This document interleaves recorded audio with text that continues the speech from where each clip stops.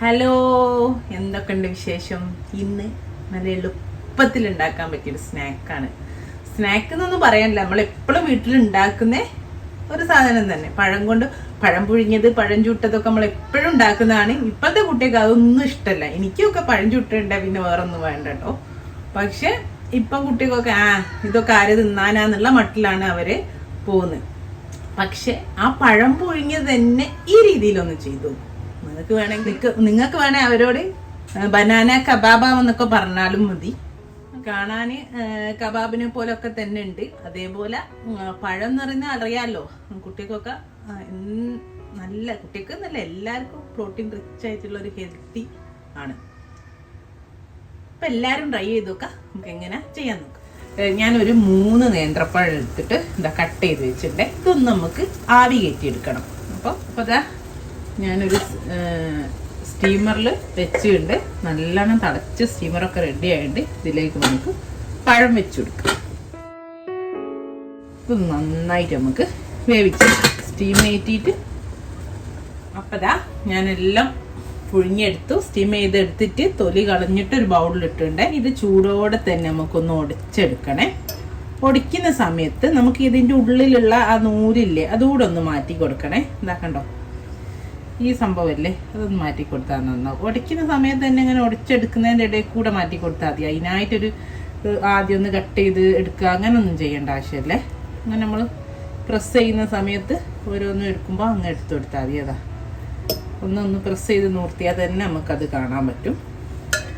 ഇതുപോലൊക്കെ ഒന്ന് ഒടിച്ചെടുക്കട്ടെ. ഇതെടുത്തിട്ട് അപ്പോൾ ഇത് ഉടയ്ക്കുക. അപ്പോൾ അതിങ്ങനെ ഒന്നൊന്ന് പ്രസ് ചെയ്തിട്ടൊന്ന് ഇങ്ങനെ ആക്കി കഴിഞ്ഞാൽ നമുക്കിതാ ഇത് പെട്ടെന്ന് എടുക്കാം കേട്ടോ.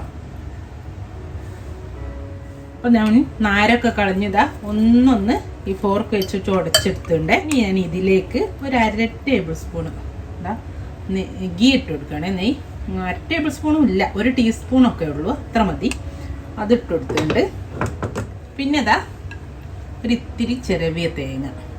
അതേപോലെ ഇതാ ഇത് അങ്ങനെയാണെങ്കിൽ ഒരു 2 പിടി തേങ്ങ ഇട്ട് കൊടുക്കുക. അപ്പം ഞാൻ ഒരിത്തിരി തേങ്ങ ഇട്ടിട്ട് ബാക്കിൻ്റെ അടുത്ത് ഞാൻ മിനിയാന്ന് പഴം നിറച്ചതിന് ഉണ്ടാക്കിയ അപ്പം ഉണ്ടാക്കുമ്പോഴുള്ള പാണ്ടല്ല, അതായത് തേങ്ങ തന്നെ വറുത്തിട്ട് കുറച്ച് നട്ട്സും ഏലക്കായൊക്കെ ഇട്ട് പഞ്ചസാര ഇട്ട് വറുത്ത് മാറ്റിച്ച് ബാക്കിയുള്ളോട് ഇടുക കേട്ടോ. അല്ലെങ്കിൽ ഈ ചെറിയ തേങ്ങ തന്നെ മാത്രം മതിയേ. ഇനിയിപ്പോൾ അതുണ്ടെങ്കിൽ ഇങ്ങനെ ആക്കിയിട്ട് നേരം കുഴപ്പമില്ല, പക്ഷെ മറ്റേത് മാത്രം അതൊന്ന് കുറച്ചിട്ടുണ്ടേ. എന്നിട്ട് നമുക്കിത് നന്നായിട്ട് കുഴച്ചെടുക്കാം. ഇത്തിരി മതി ഗീ.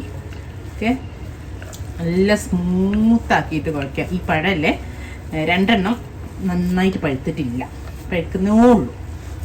പിന്നെ ഒരു പഴമാണേ നല്ല പഴുത്തത്. ഉണ്ട് നാട്ടിലാകുമ്പോൾ പിന്നെ നല്ല പഴം കിട്ടുമല്ലോ. ഇവിടെ നല്ല പഴം കിട്ടാൻ ഭയങ്കര പാടാണ്. ഇവർ ഈ പച്ച വിടുന്നോണ്ടാവുള്ളൂ. അപ്പോഴേക്കും എന്നെ എങ്ങനെയോ പഴുപ്പിച്ചിട്ട് വരുന്നതാ. ഉള്ളിൽ കല്ല് പോലെ ഉണ്ടാവും. അപ്പോൾ നന്നായിട്ടൊന്ന് കുഴച്ചെടുക്കട്ടെ. അപ്പം അതാ നല്ലപോലെ കുഴച്ച് എടുത്തിട്ടുണ്ട്. ഞാൻ കയ്യിൽ ഇത്തിരി ഗീ ആക്കിയിട്ടുണ്ട്. എന്നിട്ട് നമുക്ക് ചെറിയ ബോൾസ് ആക്കിയിട്ട് വെക്കാം. ഇതുപോലെ ബോൾസ് ആക്കിയിട്ട് ഒന്നിങ്ങനെ പ്രസ് ചെയ്ത് കൊടുക്കാം, ജസ്റ്റ് ഒന്ന്. അപ്പം നമ്മളെ ഒരു കട്ട്ലേറ്റിൻ്റെ ഷേപ്പിലേക്ക് കിട്ടും. ചെറിയ വേണ്ട, ഇതുപോലെ എല്ലാം ആക്കിയെടുക്കട്ടെ. അപ്പം എല്ലാം ഇതുപോലെ ആക്കി വെച്ചിട്ടുണ്ട്. ഇനി ഞാൻ ഇവിടെ കുറച്ച് ബ്രെഡ് ക്രംസ് എടുത്തിട്ടുണ്ട്. ഇനി ഒന്നെടുക്കുക, ജസ്റ്റ് ഒന്ന് മേലെ ബ്രെഡ് ക്രംസ് കോട്ട് ചെയ്യുക. കഴിഞ്ഞു. എല്ലാം ബ്രെഡ് ക്രംസിൽ കോട്ട് ചെയ്ത് വെച്ചിട്ടുണ്ട്. ഇനി ഇതാ ഞാനൊരു തവ വെച്ചിട്ടുണ്ട്. ഞാൻ വെച്ചത് ഗ്രില്ലിംഗ് പാനാണ്, ഗ്രില്ലിംഗ് തവയാണ്. നിങ്ങൾക്ക് നോർമൽ നമ്മൾ ചപ്പാത്തിയൊക്കെ ചുടുന്ന തവ വെച്ചാൽ മതി, ഫ്രൈ പാൻ വെച്ചാൽ മതി, എന്തായാലും മതി. ഇത് വെച്ചാൽ ഇത് ചെയ്യുന്ന സമയത്ത് ഒരു വരയൂടെ ഉണ്ടാവും, അത്രേ ഉള്ളൂ. ഇതിൽ ഞാൻ ഗ്രില്ലിങ്ങിൻ്റെ ലൈൻ ഉള്ളതുകൊണ്ടേ. ഇനി നമ്മൾ ഇതിലേക്ക് കുറച്ച് നെയ്യ് ഇട്ട് കൊടുക്കുന്നുണ്ട്. ഒരു 1/2 ടേബിൾ സ്പൂൺ നെയ്യ്. ഗീ അധികം ഒന്നും വേണ്ട കേട്ടോ. ആ പാനിൽ എല്ലാ ഭാഗത്തും ഒന്നും ആവാനുള്ള ഗീ മാത്രം മതി. നമ്മൾ ഫ്രൈ ചെയ്തൊന്നുമല്ല. നിങ്ങൾക്ക് വേണേ കുട്ടികളോടൊക്കെ എന്ത് പറയാന്ന് പറയാം, ബനാന കബാബാണെന്നൊക്കെ പറയാം. പേര് നമുക്ക് എന്തും ഇടാമല്ലോ. എന്നിട്ട് ചൂടായതിനു ശേഷം നമുക്ക് ഓരോന്ന് വെച്ച് കൊടുക്കാം. ഒരു ഭാഗം ഒന്നായ ഒന്ന് തിരിച്ചു മറിച്ചിട്ട്, കാരണം വേവാന് എന്ന് പറയാനൊന്നുമില്ല, ഓൾറെഡി വെന്തതാണ്, എല്ലാം ആയതാണ്. പിന്നെ ഒരു ടേസ്റ്റ് ആണല്ലോ ഗീലൊന്നിങ്ങനെ മുരിച്ചെടുത്താൽ. നമുക്കിതാ ഇതുപോലെ ഒന്ന് തിരിച്ചിട്ട് കൊടുക്കാം. ഇത് ഈ പാനിലായോണ്ടാണ് ഇങ്ങനെ ഒരു ലൈൻ കണ്ടില്ലേ, അപ്പോൾ നോർമൽ പാനിലാവുമ്പോൾ അത് ഉണ്ടാകത്തില്ല കേട്ടോ. ഇതുപോലെ മറിച്ചിട്ട് കൊടുക്കുക. മറുഭാഗവും അതുപോലെ ഒന്നായാൽ നമുക്ക് എടുക്കാം. അത്രേ ഉള്ളൂ കേട്ടോ. ഇട്ട് കഴിയുമ്പോൾ തീരെ ഗീ ഇല്ല, പ്ലെയിൻ ഉണങ്ങിക്കിടക്കുന്ന പാനെന്നെങ്കിൽ കുറച്ചുകൂടെ ഗീ ഒഴിച്ചു കൊടുക്കുന്നതിന് കുഴപ്പമൊന്നുമില്ല കേട്ടോ. ഗീ ഒക്കെ നിങ്ങളുടെ ഇഷ്ടത്തിന് യൂസ്. അപ്പം ഇത്രേ ഉള്ളൂ. ഞാൻ എല്ലാം ഒരു സെർവിങ് പ്ലേറ്റിലേക്ക് മാറ്റട്ടെ. അപ്പം എല്ലാവരും ട്രൈ ചെയ്ത് നോക്കുക. ഇൻഷാ അല്ലാഹ് നല്ലൊരു വീഡിയോ ആയിട്ട് വീണ്ടും കാണാം. Thank you.